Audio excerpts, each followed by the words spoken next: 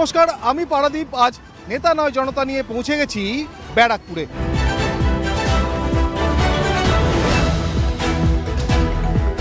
ব্যারাকপুর মানেই শিল্পাঞ্চল, ব্যারাকপুর মানেই কলকারখানা। কিন্তু সময়ের সঙ্গে সঙ্গে ব্যারাকপুরের এই পারসেপশন অনেকটাই বদলে গেছে।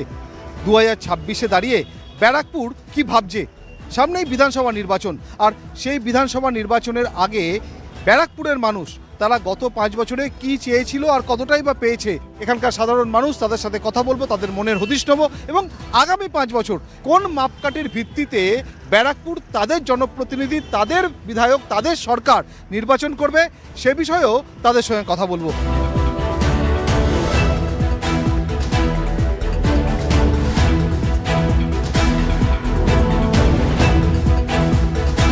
এখনকার পজিশন অনেক বেটার। আগে আমাদের অনেক কিছু ফেস করতে হতো, এটা বাস্তব কথা। জাত ফাত নিয়ে এখন কিছু না, এটা শুধু ডিস্ট্রাকশন আছে। সরকার তো চাইছি, অ্যাক্টিভ সরকার চাইছি, ট্রান্সপারেন্ট সরকার চাইছি, উইদাউট করাপশন সরকার চাইছি।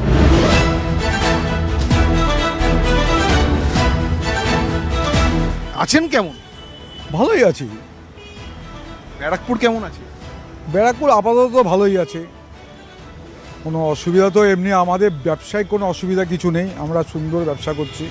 গত 15 বছর আর তুলনা করলে তারও আগের যে 3 দশক তুলনায় যদি করেন তাহলে কোন সময়টা, কারণ আপনি বয়োজ্যেষ্ঠ মানুষ। এখনকার পজিশন অনেক বেটার। আগে আমাদের অনেক কিছু ফেস করতে হতো, এটা বাস্তব কথা। কিন্তু এখন আমাদের, সত্যি কথা বলছি, আমাদের যথেষ্ট সহযোগিতা পাই। কোনো প্রবলেম হলে আমরা ঠিক তার হেল্প পাই। আমাদের এখানে মেম্বার যিনি আছেন তিনি পঞ্চায়েত প্রধান, হ্যাঁ, তিনি সর্বত্র সহযোগিতা করেন আমাদের।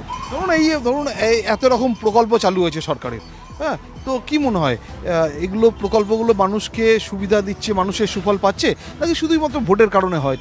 এগুলো তো দেখুন, এগুলো তো পলিটিক্যাল ব্যাপার, এগুলো তো ভোটের কারণেই বলুন আর যে কোনো কারণেই, হয়তো ডাইরেক্ট গরিব মানুষের অনেক সুবিধা হয়, কিন্তু বাস্তব হয়তো উন্নয়নের ক্ষেত্রে হয়তো পিছিয়ে যায় তার ফলে। সামনে ভোট, রাজ্যে বিধানসভা নির্বাচন, আপনারা নতুন জেনারেশন, কি মাথায় রেখে ভোট দেবেন, কি চাইছেন? এটাই চাই যে কেউ আসুক, ভালো কাজ করুক, আর কি। এখন এই মন্দির মসজিদ ধর্ম নিয়ে হয়, এটা মানে মানুষ, আপনাদের জেনারেশন কি চোখে দেখে? Humanity is one of the best thing, best religion. জাত ফাত নিয়ে এখন কিছু না, এটা শুধু ডিস্ট্রাকশন আছে। মানে আপনি যত ভালো নেশনকে দেখুন, ওদের এসব নেই, রিলিজিয়াস মানে ওটা ফ্যাক্টর নেই। তো যদি আমরা এটা এখন কম হয় তাহলে ডেভেলপ করতে পারবো।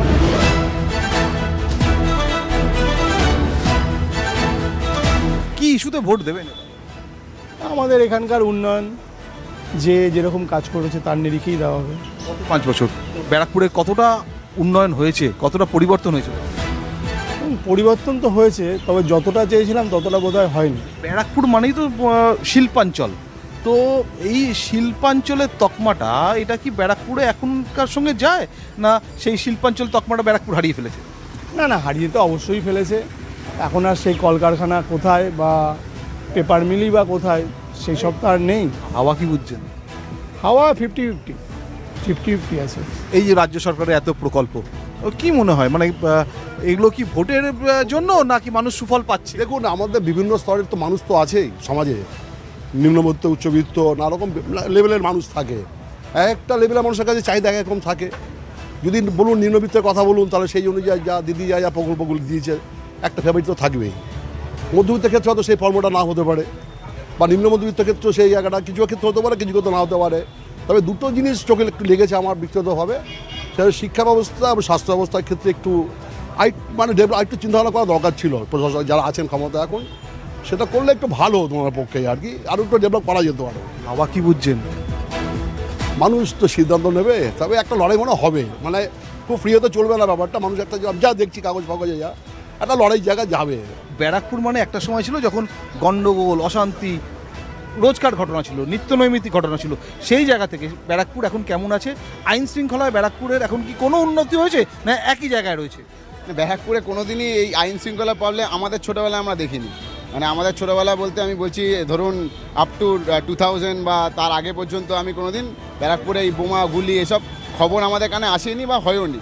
হয়তো গুটি কয়েক হতো, কিন্তু ইদানিং আমি দেখেছি যে বেশি পরিমাণে একটুখানি বেড়েছে। মানে ব্যারাকপুর শিল্পাঞ্চল বলে আমরা হয়তো মানে শুধু ব্যারাকপুর এরিয়াটাকে বুঝি, কিন্তু সেটার বাইরেটা বেশি হয়। মানে ধরুন এই আপনার জগদ্দল, ভাটপাড়া এইসব এরিয়াটাকে যদি আপনি ধরেন, সেই সব ক্ষেত্রে অনেকটা বেশি হয়। কিন্তু আমাদের এরিয়াতে সেরকম খুব একটা পরিবর্তন হয় না, আমাদের এখানে এরকম মানে এফেক্টও নেই।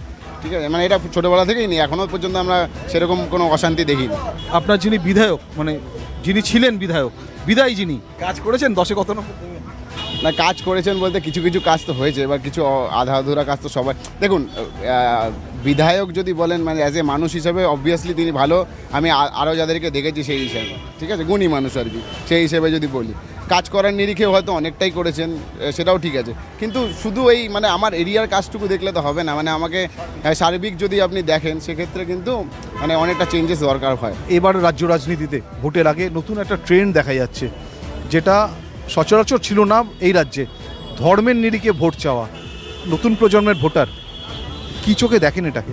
ধর্মের নিরিখে ভোট এখনই বা কোথাও চাওয়া হচ্ছে? এটা তো মানে কিছু ক্ষেত্রে হয়তো লোকজন ওটাকে মানে বেশি করে বড় করে দেখছে, কিন্তু আপনি যদি সবার প্রত্যেকটা রাজনৈতিক দলেরই সংকল্পপত্র বা তাদের যে ইশতেহার সেগুলো যদি দেখেন, তারা কিন্তু উন্নয়নের কথাই বলেছে, সেখানে ধর্মের কিন্তু অত উল্লেখ নেই। এই রাজ্য সরকারের এত প্রকল্প, যুবসাথী, লক্ষ্মীর ভাণ্ডারে বরাদ্দ বাড়ানো, স্বাস্থ্যসাথী, কন্যাশ্রী, দুয়ারে সরকার, মানুষ সুফল পায়? আপনারা সুফল পান নাকি শুধুমাত্র ভোটের চমকের জন্য, ভোটের আগে দেখানোর জন্য? কিছুটা তো মানে প্রান্তিক মানুষরা তারা তো হয়তো কিছুটা সুবিধা পায়, কিন্তু তার থেকে মনে হয় অন্যান্য ক্ষেত্রে আরও সরকারের এগুলো মানে টাকা পয়সাগুলো সেগুলোকে ঠিকঠাক করে প্রয়োগ করা উচিত। শিক্ষার ক্ষেত্রে, স্বাস্থ্যের ক্ষেত্রে, কর্মসংস্থানের ক্ষেত্রে এই পলিসিগুলো আরও বেটার নেওয়া উচিত। হাওয়া কি বুঝছেন?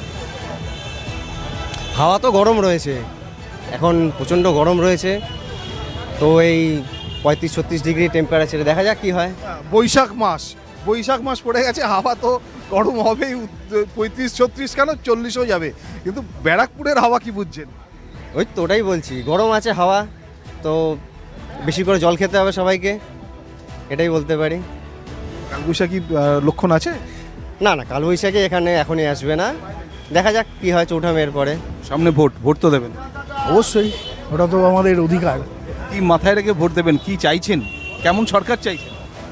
সরকার তো চাইছি অ্যাক্টিভ সরকার চাইছি, ট্রান্সপারেন্ট সরকার চাইছি, উইদাউট করাপশন সরকার চাইছি। রাজ্য সরকার এত প্রকল্প চালু করেছে, যুবসাথী, স্বাস্থ্যসাথী, ওগুলো তো ওয়েলকাম, খুব সুন্দর প্রকল্প চালু করেছে, কিন্তু শুধুমাত্র কি প্রকল্পে কাজ চলবে, অ্যাডমিনিস্ট্রেশন চলবে? প্রত্যেকটা বিদেশে এদেশে প্রকল্প এরকম আছে, আরও ভালো ভালো প্রকল্প আছে, এটাও কোয়াইট অ্যাপ্রিসিয়েটেড। দরকার বেকারদের বেকার ভাতা, বিধবাদের, মহিলাদের যে মানে ডেভেলপমেন্টের জন্য লক্ষ্মীর ভাণ্ডার, সমস্ত কিছু অ্যাপ্রিসিয়েটেড, বাট শুধুমাত্র এই যে ভাতা বা এই ধরনের সাপোর্টে জিনিসপত্র চলবে না। দিদি না দাদা, যে ভালো করবে সেই, যে ভালো পারফরমেন্স করবে, লোকজন যাকে করবে সেই। আমি আর কে, আমিও তো one of the individual citizen. 2011 থেকে 2016, তারপর 2021, পরপর 3বার ব্যারাকপুর সমর্থন জুগিয়েছে, তার রায় জানিয়েছে তৃণমূল কংগ্রেসের প্রার্থীর দিকে। সামনে 2026-এর বিধানসভা নির্বাচন, এবারে ব্যারাকপুর কোন দিকে তার রায় দেয় সে তো সময় বলবে।